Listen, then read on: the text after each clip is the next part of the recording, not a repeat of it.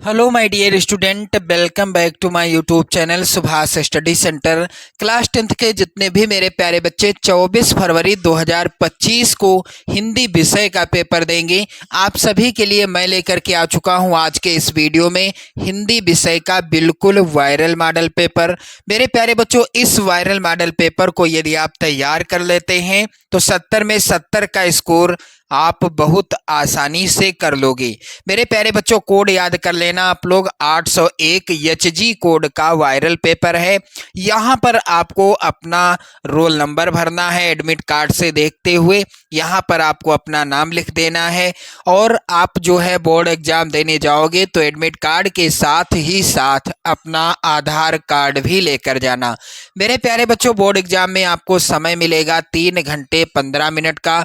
बिल्कुल सेम इसी तरह का पेपर आएगा। आप लोग इस वायरल पेपर को तैयार करके जाना, 70 में 70 करके आओगे, ये मेरी गारंटी है।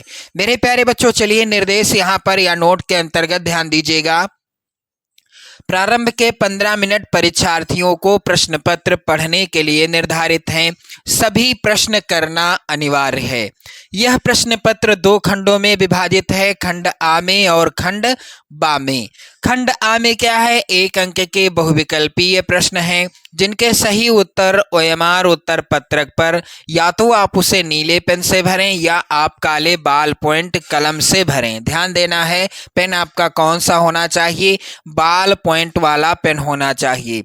मेरे प्यारे बच्चों, जो भी गोला सही होगा, जो विकल्प सही होगा, मान लीजिए पहला प्रश्न है और इसके अंतर्गत विकल्प ए बी सी और डी लिखे हुए हैं, तो जो भी सही होगा आप उस गोले को काले पेन से अच्छे से काला कर देना। जैसे कि मान लीजिए ए वाला सही है तो इसको काला कर दिया जाएगा। चलिए यहाँ पर ध्यान दें आप लोग। खंड आ के प्रत्येक प्रश्न का निर्देश पढ़कर केवल प्रदत्त ओएमआर उत्तर पत्रक पर ही आपको उत्तर देना होगा। ओएमआर उत्तर पत्रक पर उत्तर देने के पश्चात उसे आपको काटना नहीं है, इस तरह से नहीं काटना है, ना ही उसमें इरेजर का प्रयोग करना है और ना ही उसको व्हाइटनर से ना ही उसमें व्हाइटनर लगाना है, कुछ नहीं करना। मेरे प्यारे बच्चों, प्रश्न के अंक उसके सम्मुख अंकित हैं। कौन सा प्रश्न कितने नंबर का है इसका भी विवरण दिया रहेगा। खंड बा में जो प्रश्न आएंगे वर्णनात्मक प्रश्न होंगे जिसके लिए 50 अंक निर्धारित हैं। खंड बा में सभी प्रश्नों के उत्तर एक साथ ही आपको करना होगा। प्रथम प्रश्न से आरंभ कीजिएगा तथा अंतिम प्रश्न तक करते जाइएगा। जो प्रश्न ना आता हो उस पर आपको अपना समय नष्ट नहीं करना है। मेरे प्यारे बच्चों, यहाँ ध्यान दो आप सभी लोग। पहला प्रश्न जो कि मोस्ट इम्पोर्टेंट प्रश्न है और यहाँ से मैं आपके कई प्रश्न क्लियर करा दूंगा। बिल्कुल आपका समय न गवाते हुए चलिए आगे बढ़ते हैं। खंड आ के बहुविकल्पी प्रश्न जिसके लिए निर्धारित हैं 20 अंक। प्रत्येक प्रश्न कितने नंबर का है? 1 नंबर का है। और 24 फरवरी 2025 को मेरे प्यारे बच्चों बिल्कुल लिख कर रख लो, यहां से 100% प्रश्न आएंगे। चलिए पहला प्रश्न है, आचार्य रामचंद्र शुक्ल प्रसिद्ध हैं। तो आचार्य रामचंद्र शुक्ल जी किस लिए प्रसिद्ध हैं? मेरे प्यारे बच्चों, यहाँ पर राइट आंसर हो जाएगा यहाँ पर सी वाला ऑप्शन। आलोचना साहित्य के लिए आचार्य रामचंद्र शुक्ल जी प्रसिद्ध हैं। यहाँ पर ध्यान देने वाली बात यह है कि आचार्य रामचंद्र शुक्ल जी की कुछ रचनाएं जिनको आपको याद कर लेना है, जैसे कि है चिंतामणि। चिंतामणि आचार्य रामचंद्र शुक्ल जी की रचना है। विचार वीथी, विचार वीथी भी आचार्य रामचंद्र शुक्ल जी की रचना है। मेरे प्यारे बच्चों, रस मीमांसा, रस मीमांसा भी आचार्य रामचंद्र शुक्ल जी की रचना है और त्रिवेणी भी आचार्य रामचंद्र शुक्ल जी की ही रचना है। ये 4 रचनाएं याद जरूर कर लो मेरे प्यारे बच्चों। यदि यहाँ से कोई भी प्रश्न बनेगा आपकी बोर्ड परीक्षा में तो गलत नहीं होगा। चलिए आगे बढ़ते हैं और अगला प्रश्न है यहाँ पर, गोदान उपन्यास के लेखक कौन है? तो चलिए एक छोटी सी जानकारी आप लोग जो है समझते चलें। जैसे यहाँ पर है क्या, गोदान, गोदान और एक रचना है गबन सेवा सदन, सेवा सदन। गोदान, गबन, सेवा सदन, निर्मला, रंगभूमि, रंगभूमि, रंगभूमि, रंगभूमि, निर्मला, रंगभूमि, निर्मला, रंगभूमि, निर्मला, रंगभूमि, निर्मला, रंगभूमि, निर्मला, रंगभूमि, निर्मला, रंगभूमि, निर्मला, रंगभूमि, निर्मला, रंगभूमि, निर्मला, रंगभूमि, कर्म भूमि, कर्म भूमि। गोदान गबन सेवा सदन, निर्मला रंग भूमि, कर्म भूमि, ये जो हैं किस विधा पर आधारित रचनाएं हैं? तो मेरे प्यारे बच्चों ये सभी रचनाएं उपन्यास विधा पर आधारित रचनाएं हैं। और इन सभी रचनाओं के रचयिता कौन हैं? तो मेरे प्यारे बच्चों आप लोग ध्यान देना, इन सभी रचनाओं के रचनाकार हैं सिर्फ और सिर्फ मुंशी प्रेमचंद जी। यानी कि ये सभी गोदान गबन सेवा सदन, निर्मला रंगभूमि, कर्म भूमि, ये सभी उपन्यास हैं। हिंदी गद्य की किस विधा पर आधारित हैं? उपन्यास विधा पर आधारित हैं। और मेरे प्यारे बच्चों ये जो हैं मुंशी प्रेमचंद जी के द्वारा लिखे गए हैं। चलिए अगला प्रश्न है, झूठा सच उपन्यास के लेखक कौन है? तो जो यहाँ पर रचना है झूठा सच, यदि प्रश्न आता है किस विधा की रचना है, तो यह जो है उपन्यास विधा पर आधारित रचना है। और इसके लेखक कौन है? तो बी वाला ऑप्शन सही होगा, यशपाल जी हैं। प्रश्न अगला है, नीड़ का निर्माण फिर के रचनाकार कौन है? वेरी इंपॉर्टेंट प्रश्न है, यहां से मैं आपके कई प्रश्न और भी क्लियर करा दूंगा। तो मेरे प्यारे बच्चों यदि प्रश्न आता है नीड़ का निर्माण फिर किस विधा की रचना है, तो यह है आत्मकथा विधा पर आधारित। मेरे प्यारे बच्चों यहाँ पर एक और रचना आप लोग याद कर लेना, क्या भूलूं क्या याद करूं, क्या भूलूं क्या याद करूं, क्या याद करूं। ये भी रचना किसकी है? और ये भी रचना है किस विधा पर आधारित? आत्मकथा विधा पर आधारित। नीड़ का निर्माण फिर और क्या भूलूं क्या याद करूं, ये दोनों रचनाएं हिंदी गद्य की आत्मकथा विधा पर आधारित रचनाएं हैं। और इन दोनों रचनाओं के लेखक कौन हैं? हरिवंश राय बच्चन जी हैं। इनकी कुछ और रचनाएं हैं जैसे कि मधुबाला, मधुशाला, मधुकलश, ये भी आप लोग याद कर लेना। चलिए आगे बढ़ते हैं। अगला प्रश्न है यहाँ पर मोस्ट इंपॉर्टेंट, कह रहा है कि छायावाद की मुख्य प्रवृत्ति क्या है या विशेषता क्या है? तो मेरे प्यारे बच्चों श्रृंगार और प्रेम वेदना छायावाद की मुख्य प्रवृत्ति या विशेषता है। चलिए आगे बढ़ते हैं। कलम का सिपाही जीवनी है, तो कलम का सिपाही जो है यह जीवनी है। किसकी जीवनी है? यदि प्रश्न आता है कलम का सिपाही किस विधा पर आधारित रचना है, मेरे प्यारे बच्चों कलम का सिपाही जीवनी विधा पर आधारित रचना है। यदि प्रश्न आता है कलम का सिपाही के लेखक कौन हैं, तो यह रचना है अमृत राय जी की, अमृत राय जी के द्वारा लिखी गई। अब यहाँ पर तीसरा प्रश्न क्या आया है कि कलम का सिपाही जीवनी है, यानी किसकी जीवनी है? तो यहाँ पर राइट आंसर होगा मुंशी प्रेमचंद जी की। कलम का सिपाही किस विधा की रचना है? जीवनी विधा की रचना है। कलम का सिपाही के लेखक कौन है? अमृत राय जी हैं। कलम का सिपाही किसकी जीवनी है? तो मुंशी प्रेमचंद जी की जीवनी है। क्लियर हो गया। चलिए आगे बढ़ते हैं। अगला प्रश्न यहाँ पर है, घनानंद के रचनाकार हैं। यहाँ पर आप लोग ध्यान दें, घनानंद रचनाकार हैं, थोड़ा मिसप्रिंट है। इनमें से किस युग के घनानंद जो हैं रचनाकार हैं? तो रीति मुक्त, रीतिकाल की तीन धाराएं, रीतिकाल की तीन धाराएं, रीति सिद्ध, रीति मुक्त और रीतिबद्ध। तो इनमें से घनानंद जो थे ये किस धारा के कवि हैं? रीति मुक्त धारा के कवि हैं। मेरे प्यारे बच्चों आप लोग जो है वीडियो को लाइक कर दें, शेयर कर दें। चैनल पर यदि आप नए हैं तो चैनल को भी सब्सक्राइब कर लीजिएगा। चलिए आगे बढ़ते हैं। और मोस्ट इंपॉर्टेंट प्रश्न यहाँ पर है, हंस पत्रिका के प्रथम संपादक कौन हैं या संपादक कौन हैं? यहाँ पर ध्यान देना आप लोग, मर्यादा पत्रिका के भी संपादक कौन हैं? मुंशी प्रेमचंद। और हंस पत्रिका के भी संपादक कौन हैं? मुंशी प्रेमचंद। यानी हंस और मर्यादा ये दोनों पत्रिकाओं का संपादन किसने किया? प्रेमचंद जी ने, यानी मुंशी प्रेमचंद जी ने किया। चलिए मेरे प्यारे बच्चों, प्रश्न संख्या 9 है, जहाज का पंछीकृत की विधा क्या है।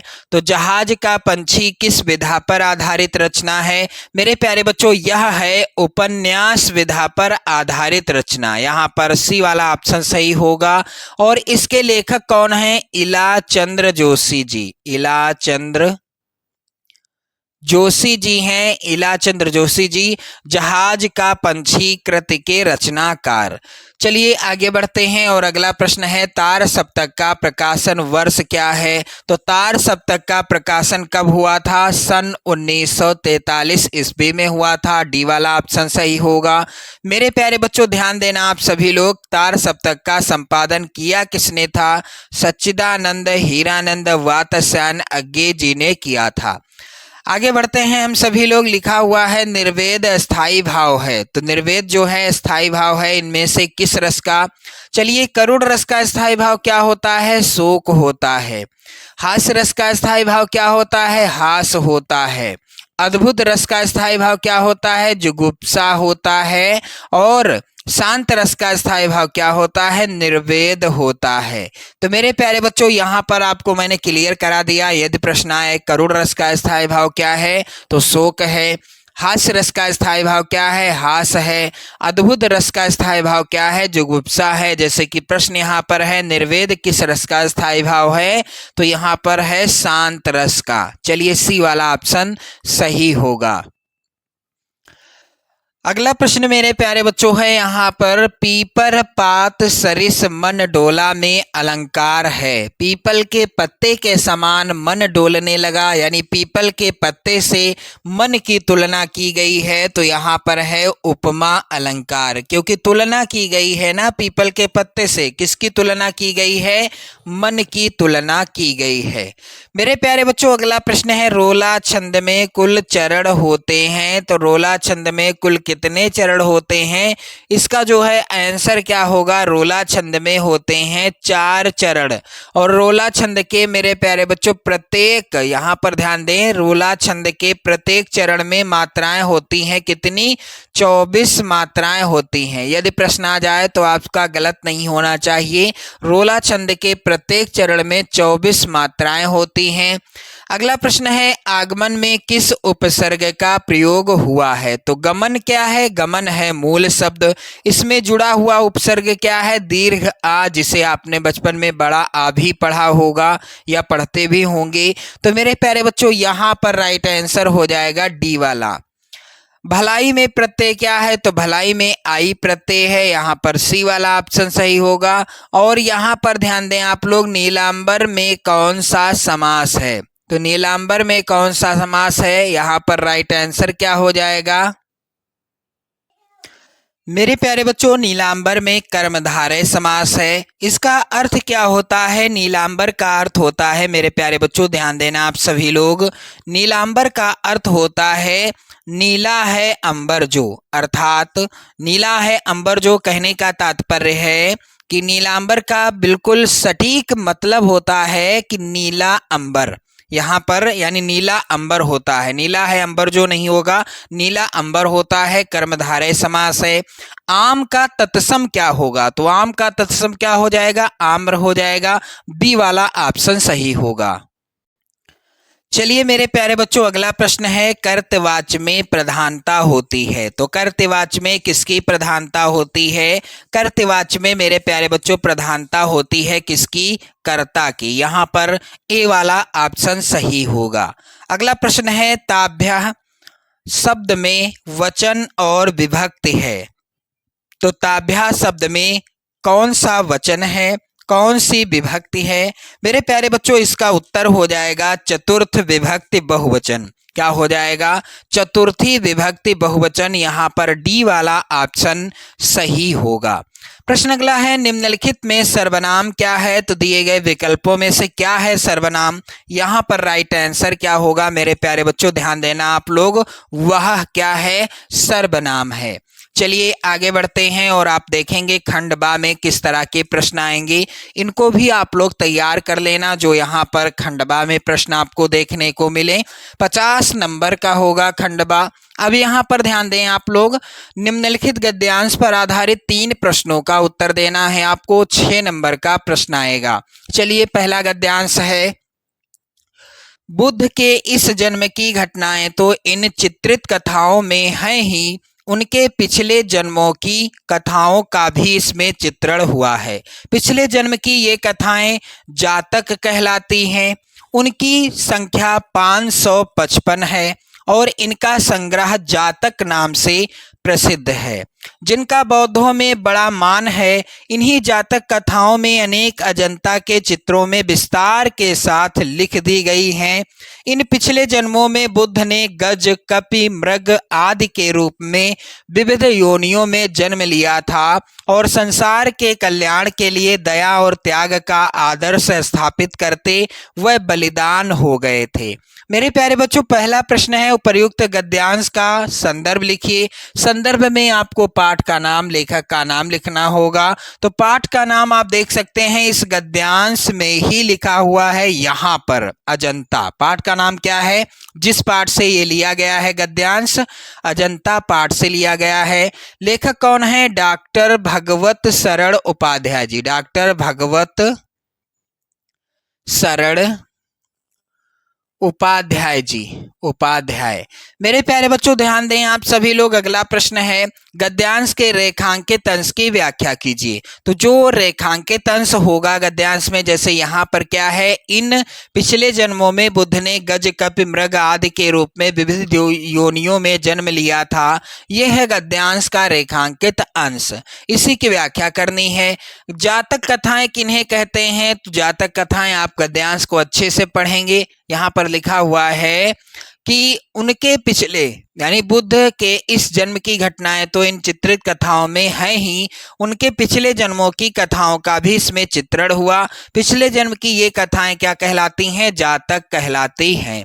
चलिए इस तरह से आप कर लेंगे। अथवा आप देख सकते हो यहाँ पर भी गद्यांश है, रोहतास दुर्ग के प्रकोष्ठ में बैठी हुई युवती ममता सोण के तीक्ष्ण गंभीर प्रवाह को देख रही है। ममता विधवा थी, उसका यौवन सोण के समान ही उमड़ रहा था।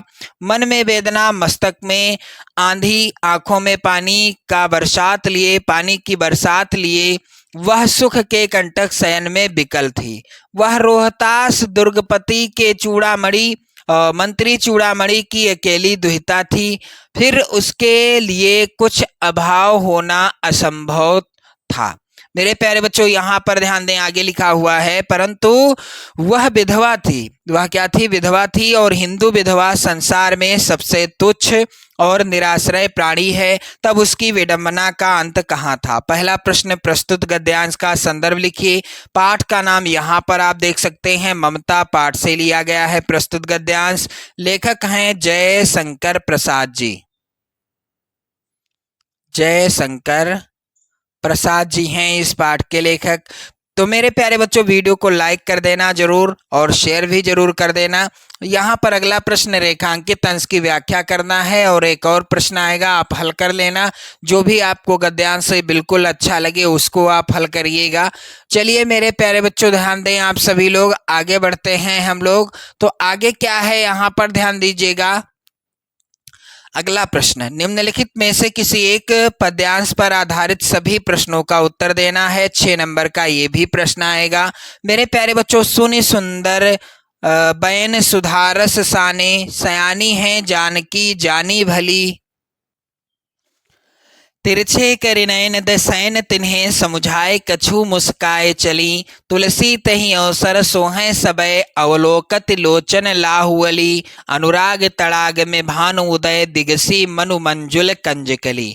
मेरे प्यारे बच्चों ध्यान दो आप सभी लोग, यहाँ पर है पहला प्रश्न, गद्यांश नहीं है, ये पद्यांश है, तो इसका संदर्भ आपको लिखना है। यह लिया गया है वन्य पथ पर शीर्षक पाठ से। रचनाकार हैं तुलसीदास जी। व्याख्या से रिलेटेड वीडियो आप चैनल के प्लेलिस्ट में जाकर देख सकते हैं, या आप कमेंट करेंगे तो मैं आपको शेयर भी कर दूंगा उस वीडियो को। चलिए आगे बढ़ते हैं। यहाँ पर अगला प्रश्न है, रेखांकित अंश की व्याख्या कीजिए। तो जो रेखांकित अंश हो उसी की व्याख्या करना है। अनुराग तड़ाक तथा मनुमंजुल कंजकली में कौन सा अलंकार है? तो आप लोग रेखांकित अंश से देख सकते हैं। चलिए आगे बढ़ते हैं, और प्रश्न में लिखा हुआ है क्या, आप लोग ध्यान दीजिएगा। अथवा में है यहाँ पर पद्यांश, सच्चा प्रेम वही है जिसकी तृप्ति आत्म बलि पर हो निर्भर, त्याग बिना निष्प्राण प्रेम है, करो प्रेम पर त्याग निछावर, देश प्रेम वह पुण्य क्षेत्र है, अमल असीम त्याग से विलसित, आत्मा के विकास से जिसमें मनुष्यता होती है विकसित। मेरे प्यारे बच्चों, ये जो पद्यांश है यह लिया गया है किस पाठ से? राम नरेश त्रिपाठी जी के द्वारा रचित। राम नरेश त्रिपाठी, त्रिपाठी होगा, त्रिपाठी जी के द्वारा रचित स्वदेश प्रेम शीर्षक कविता से। स्वदेश प्रेम शीर्षक कविता से। तो किसी एक गद्यांश के नीचे दिए गए 3 प्रश्न ही आपको करनी है, 6 नंबर आपको मिलेंगे। अगला प्रश्न है, निम्नलिखित में से किसी एक संस्कृत गद्यांश का संदर्भ सहित हिंदी में अनुवाद करिएगा। 5 नंबर का ये प्रश्न आएगा। तो ऐसा नगरी भारतीय संस्कृति संस्कृत भाषायाश्च केंद्र स्थलम अस्ति। यह पहले पाठ का ही यहाँ पर जो लिखा हुआ है, पहले पाठ का ही जो है क्या है, पहले पाठ का ही मेरे प्यारे बच्चों ये है क्या, गद्यांश। और पाठ का नाम क्या है मेरे प्यारे बच्चों? वाराणसी। वाराणसी पाठ से लिया गया है। अब मेरे प्यारे बच्चों, अथवा में भी यहाँ पर एक और गद्यांश है, और ये गद्यांश जो है किस पाठ से लिया गया है? अलछेद्रः भारत एकम राष्ट्रम इति तव वचनम विरुद्धम। ये लिया गया है वीरः वीरेण पूजते, वीरः वीरेण पूजते शीर्षक पाठ से। चलिए आगे बढ़ते हैं। अगला प्रश्न है, दिए गए संस्कृत पद्यांश में से किसी एक का संदर्भ सहित हिंदी में अनुवाद करना है आपको। 5 नंबर का ये प्रश्न आएगा। बंधनम मरणम वापि जयो वापि पराजयः, उभयत्र समो वीरः वीर भावो ही वीरता। यह भी लिया गया है वीरः वीरेण पूजते शीर्षक पाठ से। अथवा में यहाँ पर जो पद्यांश है, सर्वे भवन्तु सुखिनः सर्वे सन्तु निरामयाः सर्वे भद्राणि पश्यन्तु मा कश्चित् दुख भाग भवेत्। मेरे प्यारे बच्चों, ये जो है आप लोग जो है क्या करेंगे, इसको भी तैयार कर लेंगे, क्योंकि ये भी इम्पोर्टेंट है। भारतीय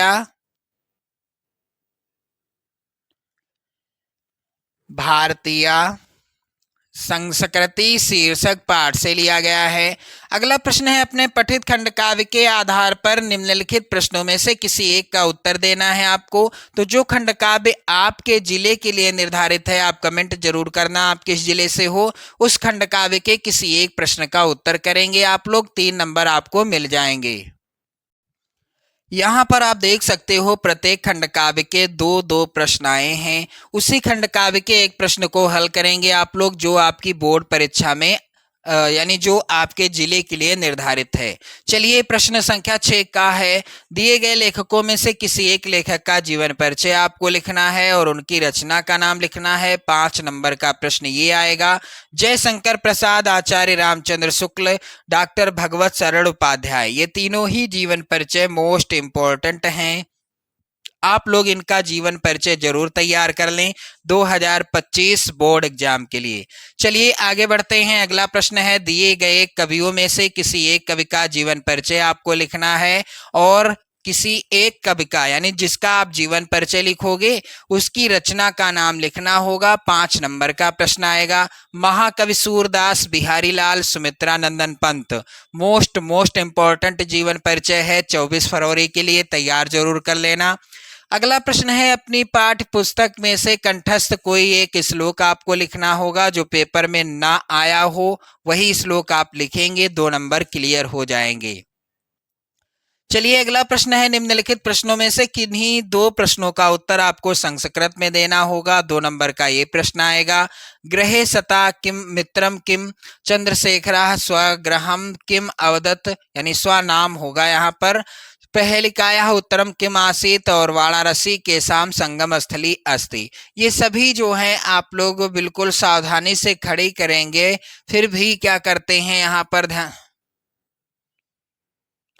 मेरे प्यारे बच्चों, ये सभी प्रश्न इंपॉर्टेंट हैं आपकी 24 फरवरी बोर्ड परीक्षा के लिए। आप लोग इनको जरूर तैयार कर लेना। चलिए मेरे प्यारे बच्चों, अगला प्रश्न है, निम्नलिखित में से किसी एक विषय पर आपको निबंध लिखना होगा। 7 नंबर का ये प्रश्न आएगा, जल है तो कल है, विज्ञान अभिशाप या वरदान, स्वदेश प्रेम या देश प्रेम। किसी एक विषय पर आप निबंध लिखिएगा।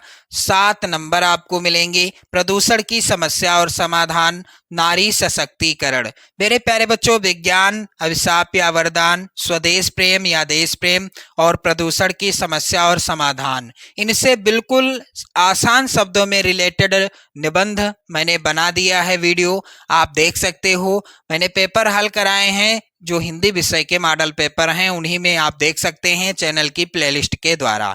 चलिए आगे बढ़ते हैं। रेलवे के महाप्रबंधक को एक शिकायती पत्र लिखिए जिसमें टिकट निरीक्षक द्वारा किए गए अभद्र व्यवहार का उल्लेख हो। 4 नंबर का ये प्रश्न आएगा। अथवा अपनी विशेष रुचियों का उल्लेख करते हुए अपने मित्र को एक पत्र लिखिए। तो मेरे प्यारे बच्चों, आप किसी एक विषय पर पत्र लिखेंगे। सेम इसी तरह का पेपर आएगा, आप लोग बिल्कुल अच्छे से तैयार कर लेना और चैनल को सब्सक्राइब भी कर लीजिएगा। जय हिंद।